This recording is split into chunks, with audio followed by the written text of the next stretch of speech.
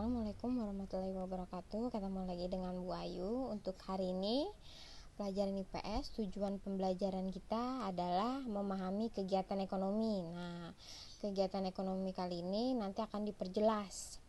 Banyak tugas-tugasnya dari masing-masing, ada produksi, distribusi, dan konsumsi. Submaterinya kegiatan ekonomi yang berkaitan dengan perkembangan iptek. Jadi kegiatan ekonomi yang semakin berkembang dengan adanya ilmu pengetahuan dan teknologi. Yuk kita lihat materinya.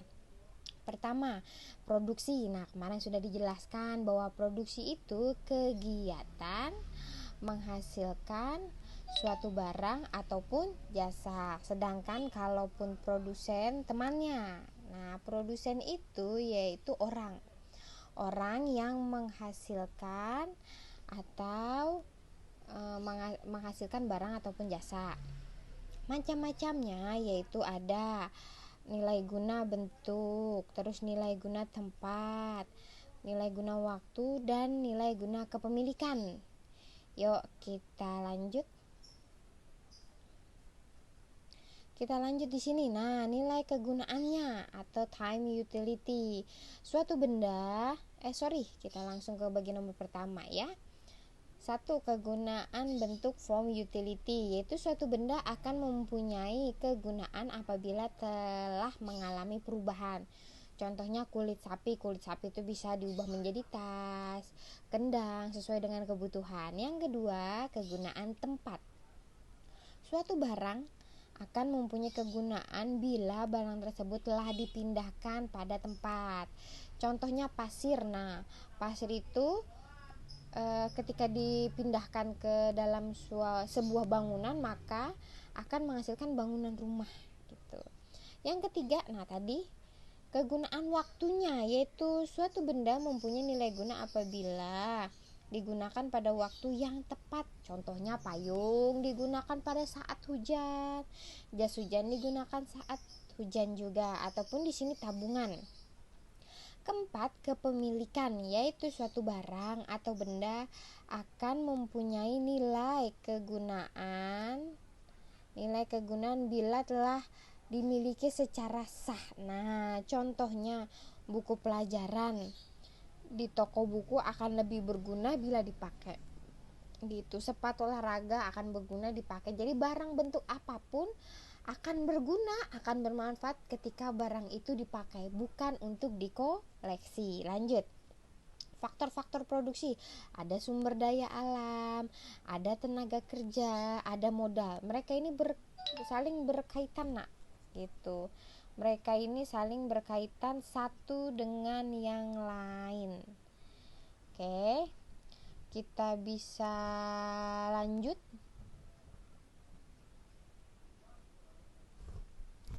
Kita lanjut. Distribusi. Distribusi itu yaitu kegiatan menyalurkan atau menghantarkan barang. Kalau distributor temennya berarti orang yang mengantarkan barang. Oke. Distribusi ini ada macamnya, ada agen, yaitu perantara yang dilakukan pembelian dengan penjualan dengan perjanjian. Biasa kalau agen ini maksudnya itu toko besar atau penjualan dalam versi besar gitu. Dia biasanya dalam versi grosiran gitu.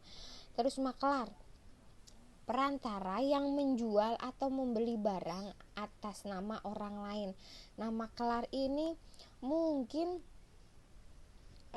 kayak maklar tanah biasanya, contohnya lebih dikenal. Komisioner, yaitu perantara pemasaran, seperti maklar untuk menguasai atau milik barangnya. Komisioner ini contohnya kayak kalau rumah baru dibangun biasanya kan ada tuh kantor pemasarannya. Nah, seperti dia memasarkan rumah-rumah atau mobilnya gitu. Lanjut. Importir, badan atau perusahaan yang membeli barang dari luar negeri. Sedangkan eksportir, badan atau perusahaan menjual barang-barang. Pedagang besar atau grosir, yaitu pedagang yang membeli atau menjual barangnya dalam jumlah besar. Nah, terus pedagang ecer. Nah, kalau pedagang ecer ini yang membeli barang produsen. Nah, dari barang produsen atau pedagang besar. Jadi kalau pedagang ecer ini dia bisa eceran, nggak main lusinan atau kodian gitu. Nah, distribusi ini ada 3 macam. Distribusi langsung, jadi langsung dari tangan penjual kepada tangan pembeli tanpa perantara. Kedua, distribusi semi langsung. Suatu produsen menjual hasil produksinya melalui toko miliknya sendiri. Nah, jadi dia punya toko gitu.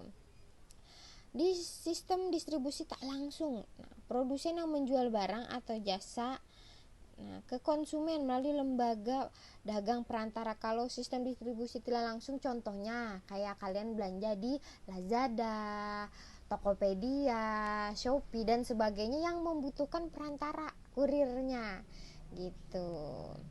Kita lanjut konsumsi. Konsumsi yaitu kegiatan menghabiskan, menggunakan barang ataupun jasa. Temennya berarti konsumen, berarti orangnya yang menghabiskan barang ataupun jasa. Faktor-faktor yang mempengaruhi konsumsi: 1. Tingkat pendapatan, penghasilan, tingkat harga barang atau jasa. Ketika harga barang itu tinggi atau jasa itu tinggi, maka barangnya bisa menjadi langka. Ketersediaan barang, nah mereka saling berkaitan. Kalau barangnya melimpah, maka harganya murah. Nah, kita masuk non ekonomi. Jumlah tanggungan keluarga, semakin jumlah anggota keluarganya banyak, nah ini akan semakin banyak pengeluarannya, kebutuhannya.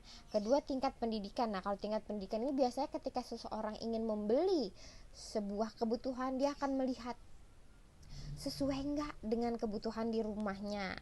Banyak yang dilihat, mungkin dia komposisinya, mungkin dia dilihat dari labelnya, buatan dari mana, tergantung individunya masing-masing. Terakhir, tempat tinggal.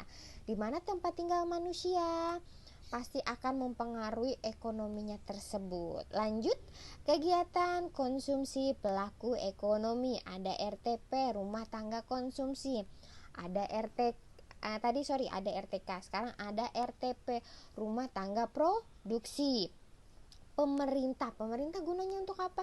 Ikut andil dalam melihat pangsa pasarnya, dalam melihat harga. Ketika harga di pasaran naik, nah pemerintah nanti akan turun tangan.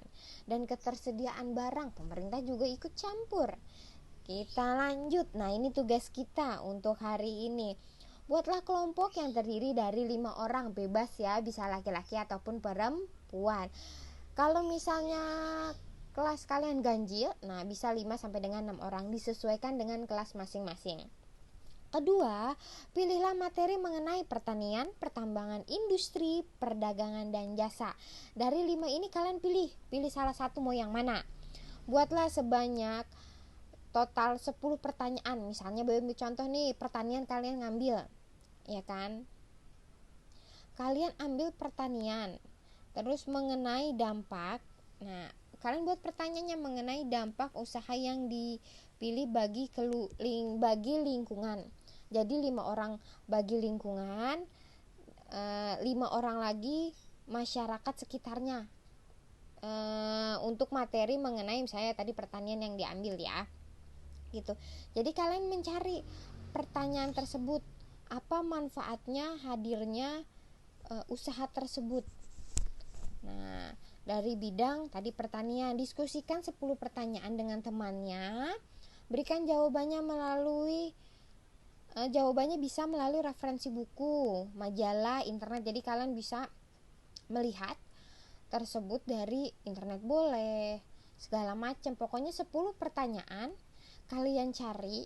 Nah, kalian buat, terus habis 10 pertanyaan tersebut kalian jawab. Carinya bisa di internet atau di buku. Nah, sebelum kalian kirim ke GC, nah kalian tulis nama kelompoknya siapa, oke, dan apa hasil jawabannya.